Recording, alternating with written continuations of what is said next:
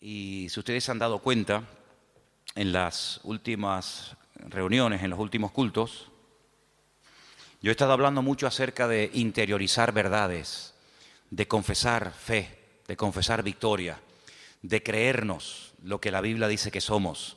Hemos hablado de cómo el Señor nos llamó a tener paz, a vivir bajo la bendición de Dios, a tener la tranquilidad del Señor, de poder vivir en victoria, de no tener miedo de nada ni de nadie, etcétera, etcétera. Si ustedes repasan y escuchan los últimos cultos, hemos ido en esa línea de no tener miedo, de no tener preocupaciones de lo que va a pasar ni en el presente ni en el futuro, porque somos más que vencedores, porque el Señor está con nosotros, porque es nuestro pastor, porque nada nos faltará. Y he estado enfatizando estas verdades, y yo espero que a estas alturas pues ustedes se las crean, ¿sí o no? ¿Cuántos dicen amén? Amén, muy bien. Entonces, todo esto está muy bien. ¿A quién no le gusta tener paz? ¿A quién no le gusta tener la bendición de Dios? ¿A quién no le gusta vivir libre de temores y de ataduras? A todo el mundo le gusta, pero he dejado para esta reunión no por ser menos importante, sino todo lo contrario, porque generalmente suele quedar más fácilmente lo último que se oye que lo primero. He dejado para el final, para este día, para esta clase, este estudio, un requisito fundamental para que la bendición, la paz, la victoria, la libertad, etcétera, etcétera, sea una realidad en nuestra vida. Y tengo que ser honesto en esto. Sin este requisito, todo lo que yo he predicado en las últimas semanas, todo lo que yo he compartido con ustedes, no va a verse en nuestras vidas. Porque este requisito es la llave que abre todas las bendiciones que Dios mediante vendrán en el futuro. Por lo tanto, todo lo que habéis oído en las últimas semanas depende de si hacemos o no caso al mensaje de esta noche. Vamos a ir a varias porciones y la primera porción a la cual vamos a ir es en el Evangelio según San Lucas. Este es un requisito indispensable para poder disfrutar de las bendiciones del Señor. Lucas capítulo 15, como bien saben ustedes, es un capítulo que contiene 3 enseñanzas, 3 parábolas, 3 ilustraciones. La primera nos habla acerca de un pastor que pierde una oveja. No para hasta encontrarla, va a buscarla y cuando la encuentra, la carga sobre sus hombros, regresa gozoso y comparte la bendición con sus amigos, sus familiares y sus vecinos. Va a buscar a la oveja, porque la oveja, ya lo hemos dicho en multitud de ocasiones, que es un animal torpe, sin sentido de la orientación, incapaz de volver al redil por sus propios medios, y hay que ir a buscarla porque la oveja nunca va a volver. No es como una paloma mensajera, o como un perro, o como cualquier otro animal que lo dejas y él sabe volver por el rastro, por el olfato, por lo que sea. La oveja no. Lo segundo que se pierde en el capítulo 15 es una moneda, algo inanimado. La moneda no va a aparecer por sí misma, hay que buscarla, hay que ver dónde está. Y dice la Biblia que cuando esta mujer encuentra la moneda perdida, bueno, la alegría es tremenda y nuevamente comparte la alegría, el gozo y la bendición con los que la conocen y con los que sabían el problema que la mujer tenía, que había perdido dinero. Sin embargo, lo tercero que se pierde no es ni un animal ni un objeto inanimado como una moneda, sino se pierde un ser humano, se pierde un hijo. Y en este caso no vemos, como en el caso del pastor que fue a buscar la oveja perdida, ni vemos al padre como la mujer que busca la moneda. Vemos que el padre no va detrás del hijo, por una sencilla razón, porque ese es el camino que de momento su hijo ha escogido. Y lo que vemos en esta parábola, hay muchas enseñanzas, pero una de las cosas fundamentales que vemos en esta parábola, la famosa parábola del hijo pródigo, es que el padre no va en contra de la voluntad del hijo, aunque la voluntad del hijo no es correcta. Es decir, el hijo sí tiene voluntad propia. El hijo decidió marcharse y cuando quiera las puertas estarán abiertas, pero es el hijo el que tiene que reflexionar, es el que tiene que pararse y decir: he cometido una equivocación, me he equivocado, no he hecho correctamente. Y dice entonces en Lucas capítulo 15, a partir del versículo 17, algo muy interesante, y voy a leerlo. Lucas 15, 17. Volviendo en sí, el hijo pródigo, el que se marchó, dijo: ¿cuántos jornaleros en la casa de mi padre tienen abundancia? Abundancia de pan, y yo aquí perezco de hambre. Me levantaré e iré a mi padre y le diré: Padre, he pecado contra el cielo y contra ti. Sigo, versículo 19. Ya no soy digno de ser llamado tu hijo. Hazme como a uno de tus jornaleros. Levantándose vino a su padre, y cuando aún estaba lejos, lo vio su padre y fue movido a misericordia.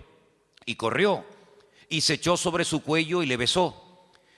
Y el hijo le dijo: Padre, he pecado contra el cielo y contra ti. Ya no soy digno de ser llamado tu hijo. Pero el padre le dijo a sus siervos: escuchen, sacad el mejor vestido y vestidle. Poned un anillo en su mano, calzado en sus pies, y traed el becerro gordo y matadlo, y comamos y hagamos fiesta. Porque este es mi hijo, muerto era y ha revivido, y se había perdido y es hallado, y comenzaron a regocijarse. El elemento, el punto fundamental para recibir toda bendición de parte del Señor es el arrepentimiento. Eso es lo que cambia todo, el arrepentirse. Parece fácil, ¿no? Parece algo muy sencillo, pero a veces hay vidas que se les ha hablado, se les ha testificado, se les ha dicho de todas las formas habidas y por haber, pero no quieren arrepentirse. Y la palabra del Señor dice que el Señor es paciente y misericordioso con todos, esperando que todos, no unos cuantos, todos procedan al arrepentimiento. Dice que en los últimos tiempos algunos le dirán a los creyentes: hermano, pero el Señor tarda mucho en venir. Y la respuesta que tenemos que dar ante semejante pregunta es: no, el Señor no está tardando.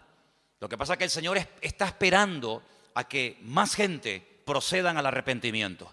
Porque si viniera el Señor en estos momentos, muchas personas se perderían y se condenarían eternamente. Por lo tanto, el Señor está dando un margen, está dando oportunidad para que la gente medite, vuelva en sí y reflexione y recapacite y se dé cuenta de que el camino que han tomado no es el correcto. Como el hijo pródigo. ¿Cuánto tiempo estuvo el hijo pródigo fuera de la casa de su padre? No lo sabemos, es simplemente una anécdota, es una ilustración, un ejemplo. Pero lo que está bien claro es que hay un momento en la vida del hijo pródigo en el que las cosas ya no marchan como al principio. Hay un momento en la vida del hijo pródigo que dice: yo antes comía mejor que ahora, yo antes vivía mejor que en estos momentos, yo antes tenía un nivel de vida que lo he perdido, y lo he perdido por mi mala cabeza, lo he perdido por mi rebeldía, por mi orgullo, por mi desobediencia, y reconozco que me he equivocado. Gloria a Dios, gloria a Dios. Pero podía haber estado el resto de su vida reconociendo que se había equivocado, pero seguía ahí. Pero lo bonito de esta historia es que este chico vuelve en sí, recapacita, reconoce que se ha equivocado, que como una oveja perdida se ha descarriado, pero toma una decisión: me levantaré y daré marcha atrás. En vez de seguir avanzando hacia la nada y hacia el precipicio más absoluto, andaré sobre mis pasos, iré a la casa de mi padre y le pediré perdón. Confesaré mi pecado. No diré: bueno, padre, aquí estoy. No. Sino le diré: he pecado. He pecado contra el cielo, contra Dios, y he pecado contra ti. Y reconozco que por mi mala cabeza, por las decisiones equivocadas que he tomado, ya no soy digno de que vuelvas a tener otra vez confianza en mí. Reconozco que si tienes misericordia y me quieres admitir, y si me haces como a un jornalero, en vez de tratarme como hijo, como a un jornalero, tienes todo el derecho del mundo de poder hacerlo. Porque mi testimonio ha sido pésimo. He desacreditado tu nombre y he sido un mal hijo. Y dice la palabra de Dios que este chico se levanta, no solamente se arrepiente, sino que él está dispuesto a dar la cara. Él está dispuesto a decirle a su padre todo lo que les acabo de decir. Y entonces cuando el padre ve que hay un verdadero y genuino arrepentimiento, un deseo de cambiar, un deseo de hacer las cosas decentemente y con orden, lo interrumpe. Porque ya no es él el que tiene que decirle al padre lo que tiene que hacer. Tu parte Lo que te corresponde a ti es arrepentirte, pedir perdón, pero yo sabré lo que tengo que hacer, si tratarte de una manera o tratarte de otra, si mandarte al campo a trabajar como a un jornalero más o darte otra oportunidad. Y el padre optó por darle una oportunidad, otra más. Le pone unas ropas nuevas, no saca lo peor, sino dice el mejor vestido. Lo mejor que haya en casa, vestir a mi hijo, porque él es la imagen de lo que yo soy, por lo tanto él tiene que dar una imagen digna. Tienen que darle el anillo, con el anillo se firmaban los documentos, el anillo era señal de autoridad, ponerle calzado, hagamos una fiesta, porque aquí ha habido hoy algo increíble que tenemos que saber festejar y recordar, que mi hijo se había muerto prácticamente, lo dábamos ya por muerto, por perdido, pero gloria a Dios, ha vuelto en sí, ha vuelto a la casa, arrepentido, y entonces comienzan una serie de bendiciones otra vez a manifestarse en la vida del hijo. ¿Qué fue lo que produjo el cambio? ¿Qué fue lo que hizo que lo que había perdido lo volviera a recuperar y se volviera a hacer una fiesta en la casa y borrón y cuenta nueva? El arrepentimiento. Si no hay arrepentimiento, no puede haber victoria en nuestra vida. Si no hay arrepentimiento y apartarnos del pecado, no solamente un remordimiento de conciencia, no solamente decir estoy obrando mal, he hecho mal, me he equivocado, pero no hay cambio. No, el arrepentimiento, como bien saben ustedes y se ha dicho muchas veces desde este mismo púlpito, es cambio de dirección. Si no hay un cambio de dirección, si no hay un rechazo a la vida que he estado llevando, entonces no hay un genuino arrepentimiento. Hay un remordimiento. Te sientes mal porque sabes a la luz de la palabra de Dios que lo que estás haciendo o has hecho no está bien, pero sigues haciéndolo. El arrepentimiento genuino es el que lleva a la persona a reconocer su error, pero a querer rectificar, a cambiar de dirección y a empezar una vida completamente alejada del pecado que hasta ese momento lo ha estado dominando. Entonces vemos en el hijo pródigo que él vuelve en sí, recapacita, retorna a la casa del padre, pide perdón y automáticamente, gloria a Dios, una lluvia, una cascada de bendiciones comienza a ser derramada sobre la vida de este muchacho, porque vemos que el arrepentimiento es la clave para toda bendición de nuestra vida. ¿Cuántos dicen amén? Seguimos en Lucas, capítulo 19. Estamos en el 15, nos vamos al capítulo 19 y ahora encontramos una historia real, porque la historia del hijo pródigo es una parábola que puede o no ser real. Pero la historia que vamos a analizar ahora es la historia de un publicano, del jefe de los publicanos. Un hombre con una buena posición social, un hombre con un buen puesto de trabajo, un hombre que ha tenido, entre comillas digo, la suerte de trabajar para el Imperio Romano recaudando impuestos, pero sabemos que los publicanos eran personas odiadas, eran personas que nadie quería juntarse con ellos porque los consideraban auténticos traidores. Trabajando, levantando impuestos para el enemigo, es increíble, de tus propios hermanos. Pero si tenían que recoger 20 denarios por día, por poner un ejemplo, ellos iban más allá y lo que recaudaban de más se lo metían en el bolsillo. Hacían un mal uso de la autoridad que habían recibido. Y hay un tal Zaqueo, capítulo 19 de Lucas, que es un hombre muy pequeño de estatura, se sube a lo alto de un árbol sicómoro, dice la Biblia, un árbol muy fácil de trepar, para ver cuándo el Señor pasa. Y para su sorpresa, versículo 5 dice, cuando Jesús llegó a aquel lugar, mirando hacia arriba, le vio y le dijo, Zaqueo, date prisa, desciende, porque hoy es necesario que pose yo en tu casa. La sorpresa de Zaqueo tuvo que ser mayúscula. La sorpresa de Zaqueo tuvo que ser inmensa. Es decir, no solamente se para, me dirige la palabra, sino encima me da el honor de poder llevarlo a mi casa. Bueno, a raíz de esto, dice la Biblia en el versículo 7, comenzaron las murmuraciones. La gente decía, ¿cómo es posible que ha entrado a la casa de un hombre pecador? Pero fíjate qué interesante. Ya en la casa ocurre algo muy interesante. Versículo 8.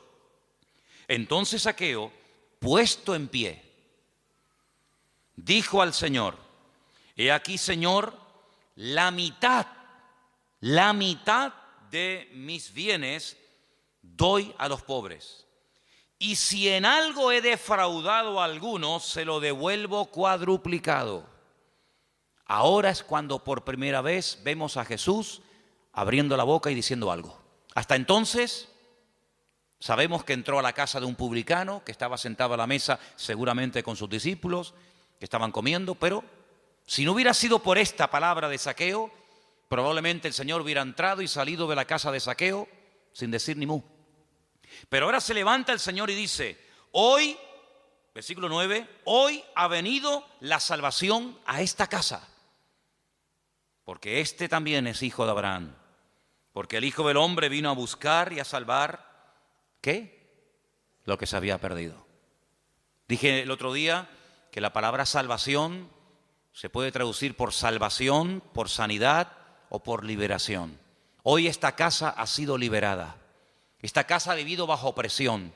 Esta casa no ha vivido bajo la bendición de Dios, porque este hombre ha extorsionado, este hombre ha engañado, este hombre ha mentido, este hombre ha hecho un abuso excesivo de su autoridad. Pero este hombre está arrepentido, y está arrepentido de verdad, hasta el punto que dice, voy a devolver cuadruplicado todo lo que he robado a la gente. Claro, estamos hablando de un judío. El judío sabía perfectamente que según la ley, cuando alguien robaba algo a alguien, si se arrepentía, no solamente era suficiente con decir, oye, mira, perdóname que te robé el otro día la oveja y aquí no pasa nada. No, un momentito. Tú estás arrepentido, pues dame la oveja. Pero no solamente me tienes que dar la oveja, sino que según la ley de la Biblia, tenía que darle 4 más. Porque tú has hecho uso de mi oveja. Tú has tomado la leche, seguramente los cabritos te los has quedado. Tú has sacado un fruto, un beneficio de mi propiedad. Por lo tanto, si verdaderamente estás arrepentido, tienes que demostrarlo no solo diciéndolo, sino con las acciones. Porque una imagen vale más que 1000 palabras y porque por sus frutos los conoceréis. Entonces no es suficiente con que tú ahora te hagas el niño bueno y te levantes en medio de la comida para que todo el mundo te oiga y te digan, qué buen hombre, qué buena persona. Jesús, estoy arrepentido, soy un publicano, soy un sinvergüenza, soy un extorsionador, pero bueno, Señor lo sabe todo, gracias por venir a mi casa. No. Voy a estar dispuesto a sacrificarme, a desprenderme de lo que a mí me ha dominado durante tanto tiempo, que es el amor al dinero. Y entonces el Señor se levanta y dice, ahora sí, amigo, hoy ha venido la salvación, la liberación, la victoria a esta casa. Entonces vimos en la parábola del hijo pródigo cómo las bendiciones del Padre cayeron sobre la vida del hijo cuando el hijo se arrepiente. Vemos que la bendición cae sobre la vida de Zaqueo y sobre su hogar cuando Zaqueo se levanta y pide perdón y dice y admite que ha defraudado, que ha robado, pero está dispuesto a devolver cuadruplicado lo que ha robado. Pero hay más ejemplos en la Biblia. En el libro de los Hechos, el capítulo 2, precisamente yo leía hoy esta porción y me llamó muchísimo la atención. Hechos capítulo 2, a partir del verso 36, cuando es derramado de una forma sobrenatural el Espíritu de Dios sobre aquellos que estaban en aquel lugar, muchas personas se rodean la casa y Pedro se pone en pie y dice, amigos, hermanos, que nos habéis escuchado hace unos instantes hablar en diferentes idiomas y los habéis entendido porque ustedes saben perfectamente lo que hemos dicho, aunque nosotros no tenemos ni idea de lo que hemos dicho, porque hemos hablado en otras lenguas, según el Espíritu nos da que hablase. Pues quiero decirles que nosotros primero no estamos borrachos. Esto no es efecto del alcohol, porque el alcohol no produce estos efectos. Si fuera así, hermanos, acéptenme esta broma, pues si yo quisiera hablar hebreo me emborracho y fíjate tú, hablo hebreo perfectamente, y mañana quiero hablar griego y me tomo 5 cervezas y hablo griego, y pasado quiero hablar con un alemán y me tomo una botella de whisky y hablo alemán. No, es que el alcohol no produce estos efectos. Todo lo contrario. Hasta el idioma que habla lo vas a hablar torpe y lo vas a hablar mal. Así que esto no es efecto del alcohol. Lo que aquí ha ocurrido, que ustedes acaban de oír y ver, esto es el cumplimiento de una palabra que estaba escrita nada más y nada menos que por Joel, por el profeta Joel, que dijo que en los postreros días el Señor derramaría de su Espíritu Santo sobre las personas. Y él da una explicación y da un mensaje extraordinario que te animo a que lo leas. Pero cuando llegamos al versículo 36 de este extraordinario mensaje, dice el apóstol Pedro, Hechos 2:36, sepa pues ciertísimamente toda la casa de Israel que a este Jesús, a quien vosotros crucificasteis, Dios le ha hecho Señor y Cristo. Le ha hecho la máxima autoridad y lo ha nombrado como el Mesías. Este al que ustedes mataron, este al que ustedes rechazaron y crucificaron.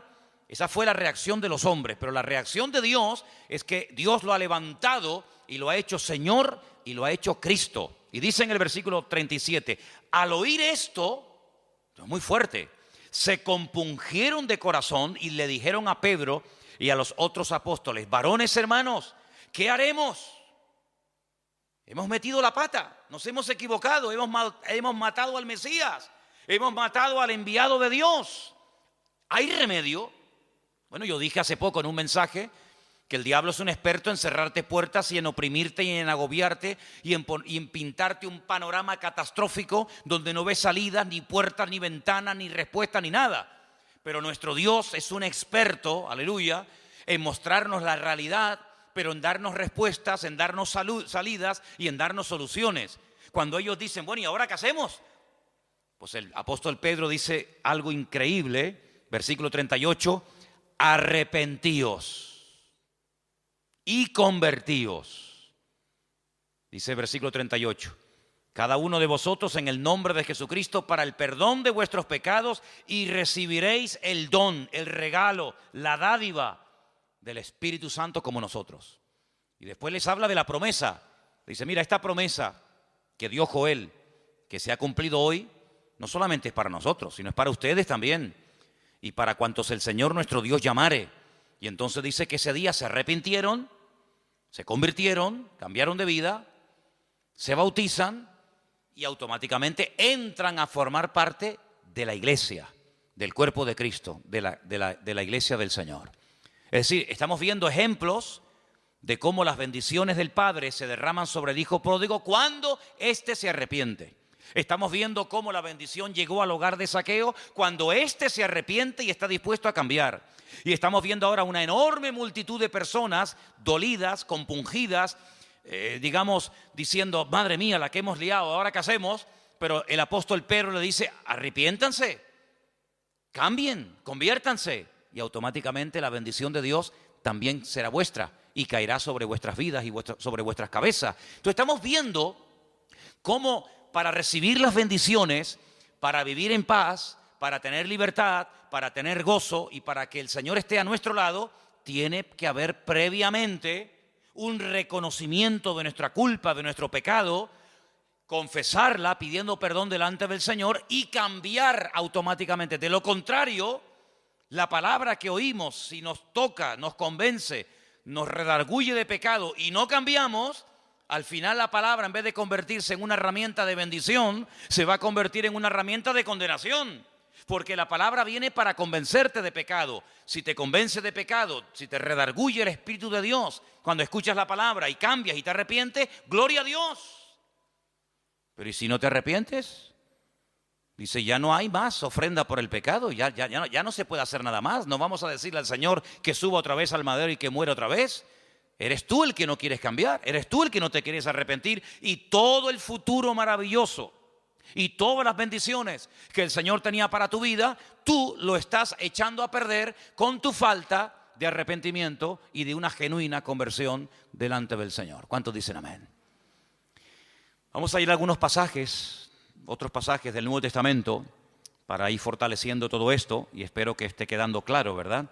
Segunda de Corintios, capítulo 2, versículo del 5 en adelante. Segunda de Corintios, capítulo 2, versículo 5. Para entender esta porción, tengo que decirles que en la primera carta, el apóstol Pablo le dice a la iglesia que tienen que expulsar, echar de la congregación a un hermano, a un creyente, a un hombre, a una persona que a Pablo le han informado que está en fornicación y que está nada más y nada menos que con su madre o con su madrastra, como algunos comentaristas opinan. Cuando el apóstol Pablo le dice, mira, es que hay un hermano en la iglesia, o uno que dice que es creyente en la iglesia, y resulta que está cometiendo un pecado terrible, y le dice, mira, algunos comentarios dicen que era realmente con su madre, cosa que nos puede resultar escandalosa hoy en día, pero que en aquellos tiempos la depravación era tan terrible que era normal, ¿eh? O otros comentarios dicen que podía ser la segunda esposa de su marido, con su madrastra. Bueno, da igual, madre o madrastra. El apóstol Pablo dice, bajo ningún concepto voy a permitir que en esa congregación que ha costado tanto sacrificio levantar, se produzca semejante mal testimonio. Y el apóstol Pablo dice algo tremendo, dice, eso que ese hombre está haciendo yendo a la iglesia, no lo hacen ni los inconversos. Ese pecado es tan terrible, tan vergonzoso, que ni los gentiles hacen eso que este hombre está haciendo. Por lo tanto dice, juntaos, y yo en espíritu me junto con vosotros, y expulsad a este personaje de la iglesia, entregárselo a Satanás, para que el diablo lo sacuda, para que se dé cuenta de la barbaridad que está haciendo, que está causando un pésimo testimonio dentro de la congregación, y bueno, que el Señor tome medidas.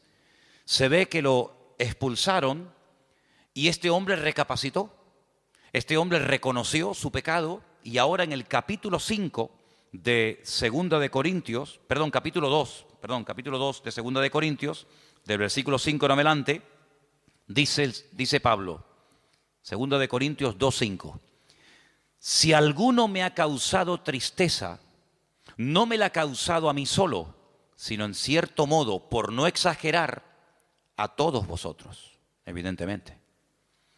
Le basta a tal persona esta reprensión hecha por muchos. Así que al contrario, vosotros más bien debéis perdonarle y consolarle para que no sea consumido de demasiada tristeza, por lo cual os ruego que confirméis el amor para con él.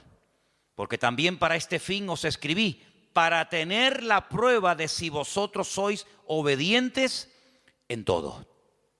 Al que vosotros perdonáis, yo también, porque también yo lo he perdonado. Si en algo he perdonado, por vosotros lo he hecho en presencia de Cristo, para que Satanás no gane ventaja alguna sobre nosotros, pues no ignoramos sus maquinaciones.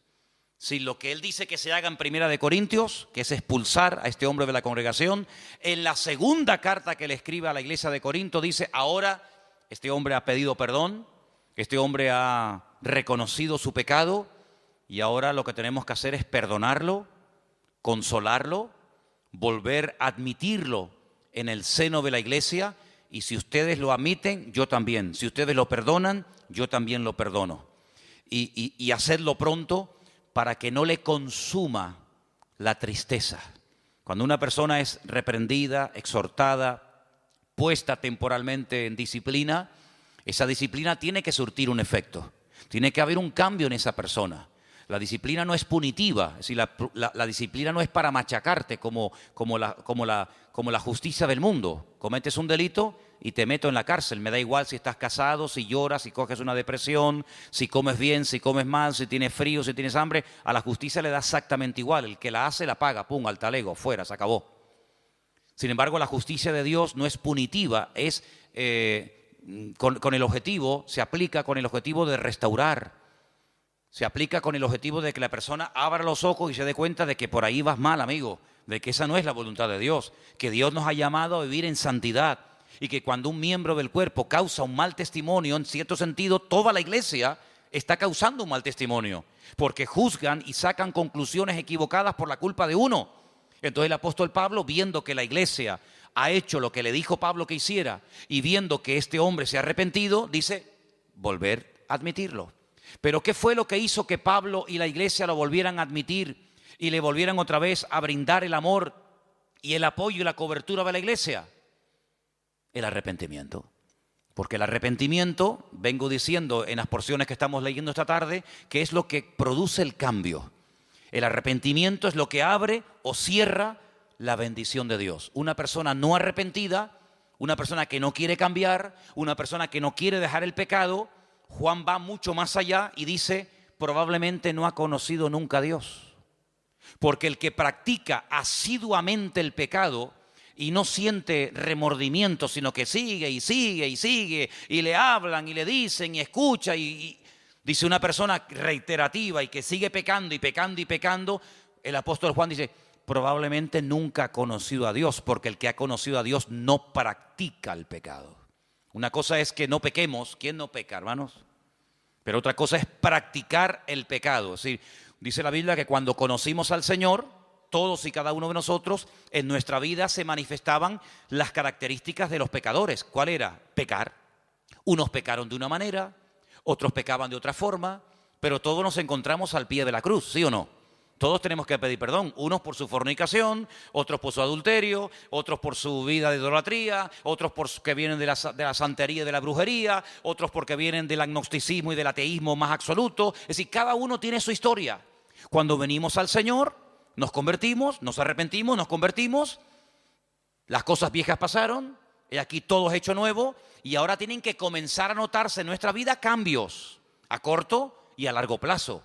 Claro, hay un margen, hay un tiempo. Pero lo que no puede ser es que pase un año, 2 años, y pasen los días, las semanas y los meses, y esta persona que dice que se ha convertido, que se ha arrepentido, que quiere ir en serio con el Señor, siga practicando y llevando la misma vida de pecado y de desorden que hasta el día de su conversión estuvo llevando. Juan dice, hermanos, la palabra no falla, el evangelio no es estéril. Lo que ocurre es que esta persona en el fondo nunca conoció a Cristo. Nunca nació de nuevo. Le gusta la iglesia, le gusta el evangelio, le gusta el ambientillo de los creyentes, pero no ha nacido de nuevo. Porque el que ha nacido de nuevo, el que ha conocido, el que ha tenido un encuentro personal con el Señor, dice, es totalmente imposible que continúe practicando el pecado como lo hacía antes de conocer al Señor. ¿Queda claro? ¿Amén? Bien, vamos a ver más pasajes. Tenemos un pasaje que es toda una consolación para nosotros. Primera de Juan, capítulo 1. Primera de Juan, capítulo 1, versículos 8 y 9. Un texto que nos da una esperanza y una tranquilidad tremenda a nuestros corazones. Dice la palabra así: si decimos que no tenemos pecado, nos engañamos a nosotros mismos. Y la verdad no está en nosotros. Pero si confesamos nuestros pecados, Él es fiel y justo para perdonar nuestros pecados y limpiarnos de toda maldad.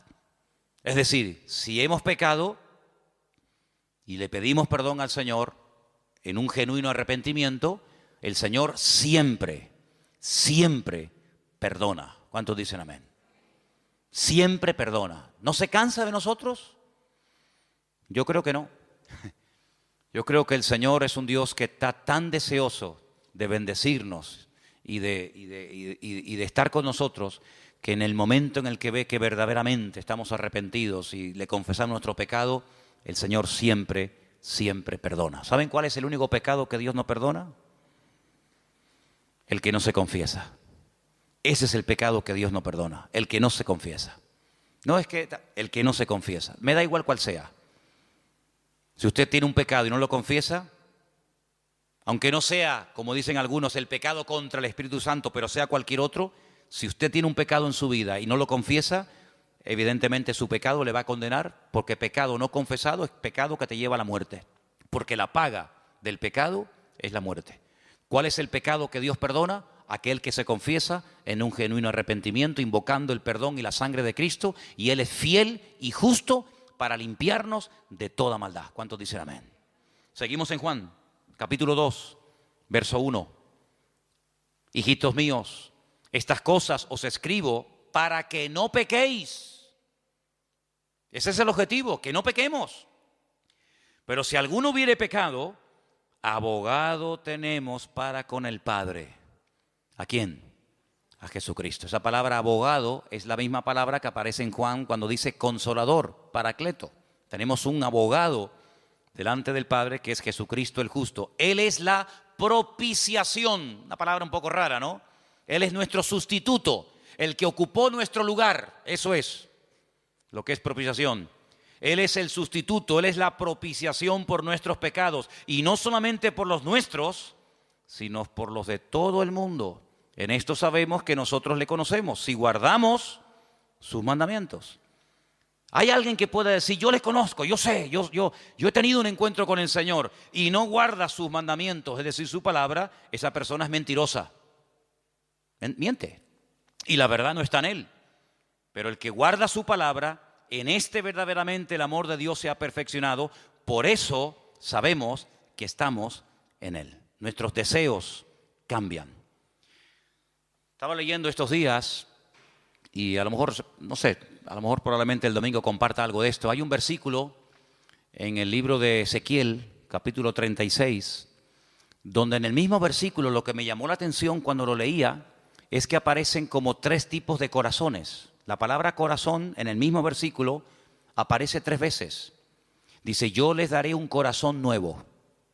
Yo quitaré el corazón de piedra de vosotros y os daré un corazón de carne. En el mismo versículo, corazón nuevo, corazón de piedra y corazón de carne. Estoy preparando algo, no sé, a lo mejor lo comparto el domingo, no sé, ya se darán cuenta si lo hice así o no. Pero lo que está bien claro es que el Señor, cuando viene a nuestra vida, nos cambia nuestros sentimientos, nuestros impulsos, nuestras emociones. Y en eso se conoce que una persona verdaderamente ha nacido de nuevo. No es que no pueda ser tentado, sino que no lleva una vida de desorden como la ha estado llevando hasta que llegó el punto en su vida de conocer al Señor, se ha arrepentido, ha reconocido que eso no le agrada a Dios, y no es que se arrepiente por miedo al infierno, no.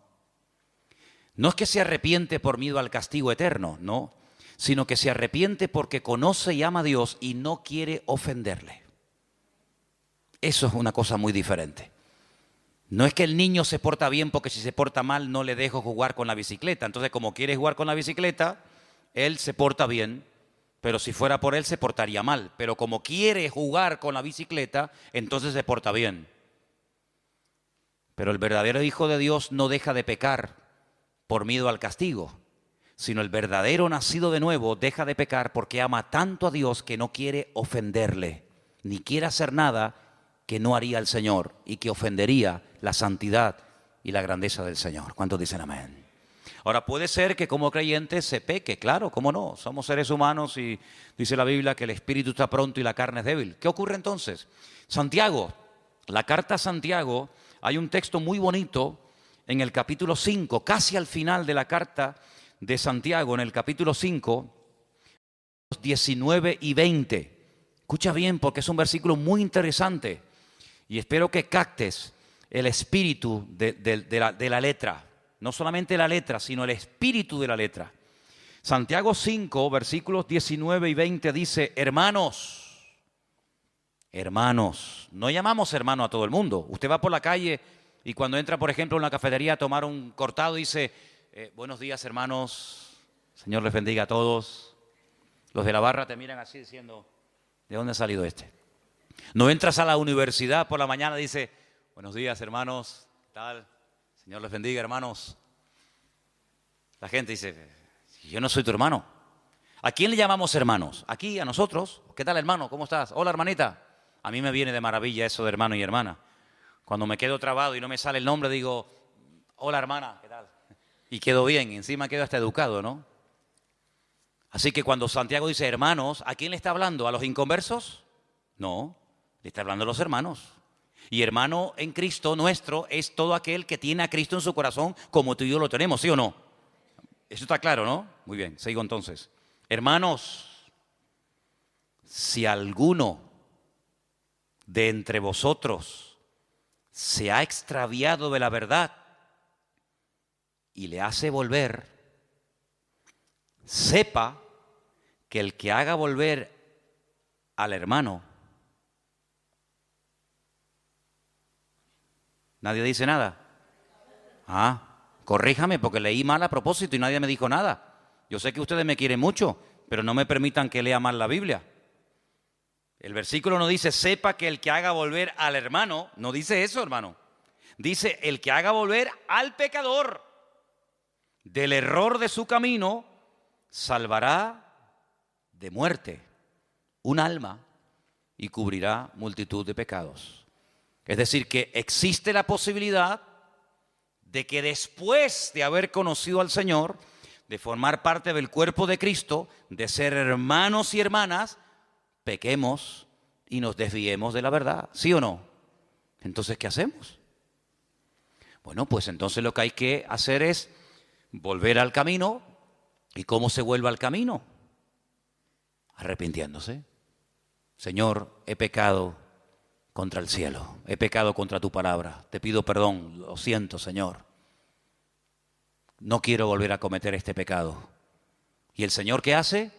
Perdona y olvida. ¿Por qué? Porque es fiel y justo para perdonar todo pecado que verdaderamente le pedimos perdón en genuino arrepentimiento delante del Señor. Entonces, el denominador común, el hilo conductor de lo que estoy hablando en esta noche, todo se ciñe a una sola palabra: arrepentimiento, arrepentimiento, arrepentimiento. Pero cuidado, hay creyentes que piensan que el tema del arrepentimiento es para los de la calle, para, como decimos a veces hasta despectivamente, ¿no? Que Dios nos perdone, para los del mundo, que se arrepientan de esa idolatría, que se arrepientan de sus pecados. Sí, no, está claro que se tienen que arrepentir, los pecadores se tienen que arrepentir, pero hermano, los cristianos también tenemos que vivir una vida de arrepentimiento cada día.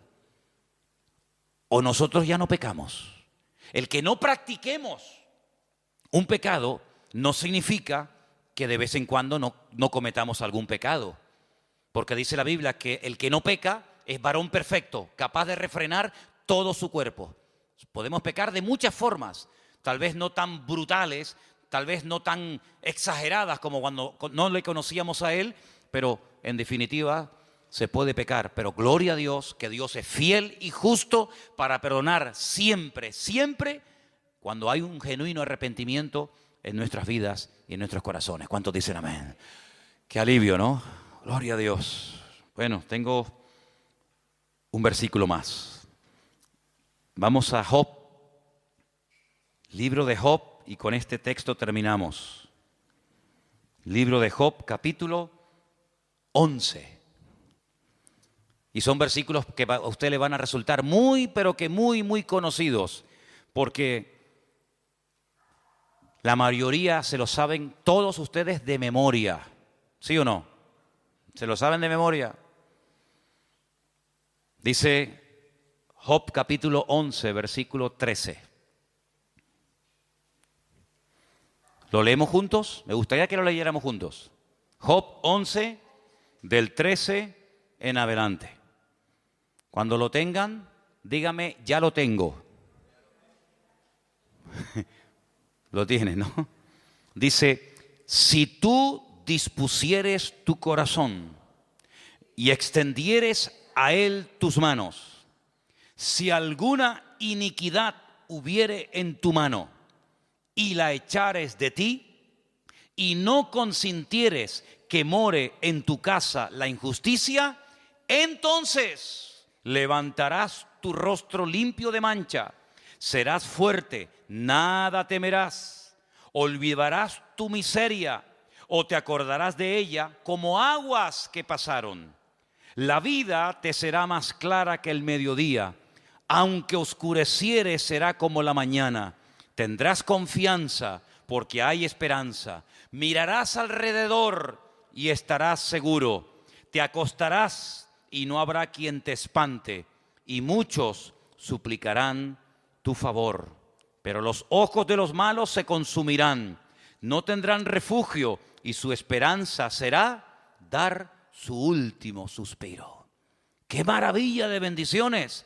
Dormir en paz, estar tranquilos, aunque sea de noche, será como la mañana. Es una vida victoriosa, segura, bendecida, prosperada. Todo eso está hermoso. Y si yo pregunto a cualquiera, ¿cuántos quieren tener esa vida? Que todo te vaya bien, que tengas bendición, que duermas seguro, que las puertas se abran, que no tengas temor de nada ni de nadie. Hermanos, cualquiera, en cualquier iglesia a la que usted vaya, en cualquier denominación, todo el mundo diría, yo hermano, yo quiero esa vida. Muy bien, gloria a Dios. Primer punto a favor. Pero el requisito lo hemos leído en los primeros versículos. Disponer el corazón. Extender las manos. ¿Qué es extender las manos? Este gesto que hacemos, ¿qué es? Me rindo. Cuando alguien te atraca, ¿qué dices? Levante las manos, arriba las manos. Me rindo. Es así. ¿A quién te rinde? A él, Señor, me rindo, Señor. Dame con un garrote. Me rindo. Tienes que rendirte. Segundo, si alguna iniquidad, si algún pecado hubiere en tu mano, bajo tu control, que tú dominas, la mano es sinónimo de control, de autoridad, pues si la echas de ti y no permites que more en tu casa la injusticia, entonces todo lo bonito que nos gusta tener vendrá, como dice el Señor, por añadidura. Pero el requisito, ¿cuál es? Arrepentimiento. Arrepentimiento. Entonces, sin arrepentimiento no puede haber bendición. Sin arrepentimiento no puede haber paz 100% en nuestros corazones. Siempre estaremos intranquilos por algo o por alguien. Si no hay arrepentimiento, si no hay un reconocimiento de que somos, como decía Abraham, fíjate quién dice esto, polvo y ceniza, polvo y ceniza. Si no decimos como el apóstol Pablo, miserable de mí, ¿quién me librará de este cuerpo de muerte? Que a veces me encuentro con una ley en mis miembros y una ley opuesta a mis miembros, la ley de la mente, la ley del espíritu, hago lo que no quiero, lo que quiero no hago, miserable de mí. Si no tenemos el espíritu de Isaías que decía, ay de mí, que siempre hombre inmundo de labios han visto mis ojos al Rey de Gloria. Si no tenemos esa actitud de temor, porque eso se llama temor a Dios. Si perdemos ese temor, entonces ¿qué somos? ¿Qué somos entonces? Cuando dice la Biblia que el principio, no el final, no es una meta, bueno, a ver si la alcanzamos, hermanito. No, el principio, el Bereshit, el principio de la sabiduría, ¿qué es? El temor a Dios. Y otro versículo también muy parecido en Proverbios dice que el principio de la sabiduría es aborrecer el mal. Entonces, hermano, las bendiciones, gloria a Dios, ahí están.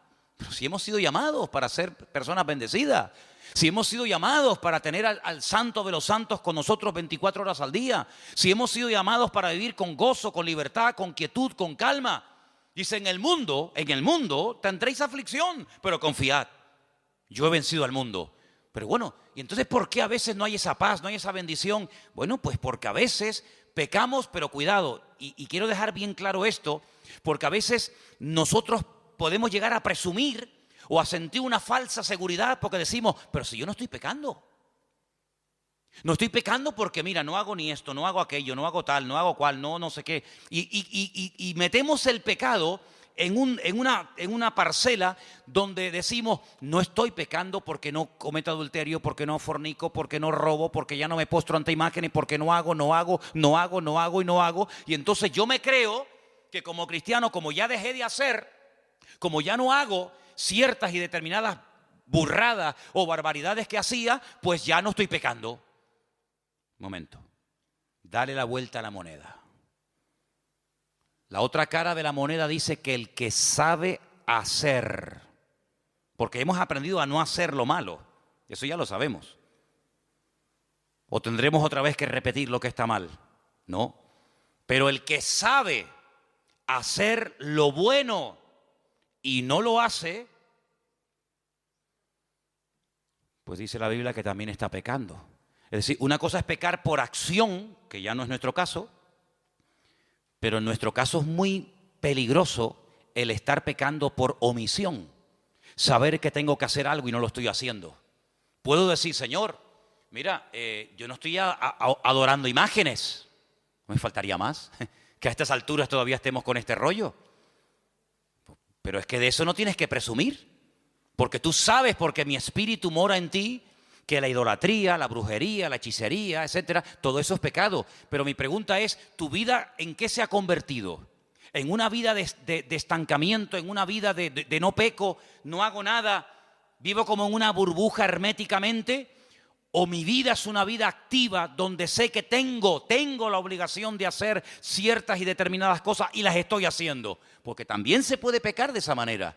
Claro, los inconversos no pecan de esa manera. Los inconversos directamente pecan por acción.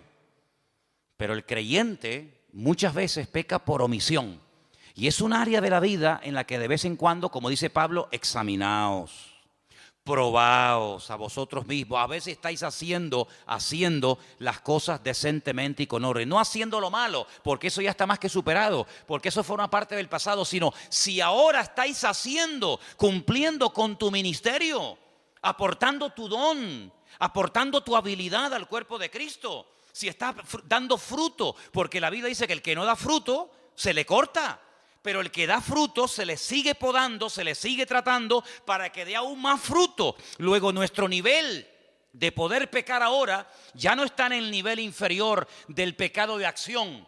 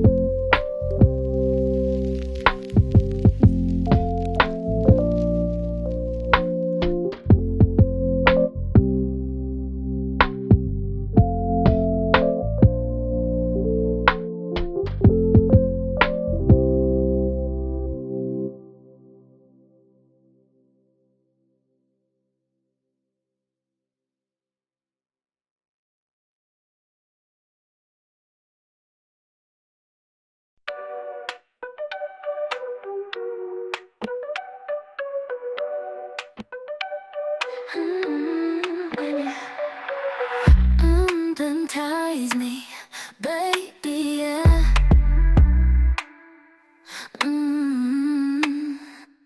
But I love the way you take control. You make my body respond in ways I've never known. I could sit here on the floor all day, begging you for more. All day, be a good girl. All day, just begging you for praise. All day, I could sit here on the floor all day, begging you for more. All day, good girl. All day, just begging you for praise. All day, won't stop until you say. See, I've been feeling this way for quite some time. You seem to have control of my mind. Yeah. You got our bodies moving, intertwined. You're so fine, it's so divine. You have a way with me, I know you can see it. The way you look at me, I know you can feel it. But I love the way you take control. You make my body respond in ways I've never known. I could sit here on the floor all day, begging you for more. All day, be a good girl. All day, just begging you for praise. All day, I could sit here on the floor all day, begging you for more. All day, good girl. All day, just begging you for praise. All day, won't stop until you say. You talk to me, your voice does something to me, baby. You make me weak at my knees when you're whispering to me. You're so hypnotic, wanna get lost in your trance. Hypnotize me, baby, let's dance. Let's get lost in this romance. See, I love the way you take control. You make my body respond in ways I've never known. I could sit here on the floor all day, begging you for more. All day, be a good girl. All day, just begging you for praise. All day, I could sit here on the floor all day, begging you for more. All day, good girl. All day, just begging you for praise. All day, won't stop until you say, you can take control of me. Just whisper to me, baby, tell me what you want of me. I'll do anything I can to please you, yes please. Hypnotize me, baby, I'm just here to please you, baby. Just here to please you, please you. I can sit here on the floor all day, begging you for more. All day, all day, begging you for praise. All day, I can sit here on the floor all day, begging you for more. All day, all day, just begging you for praise. All day, won't stop until you say.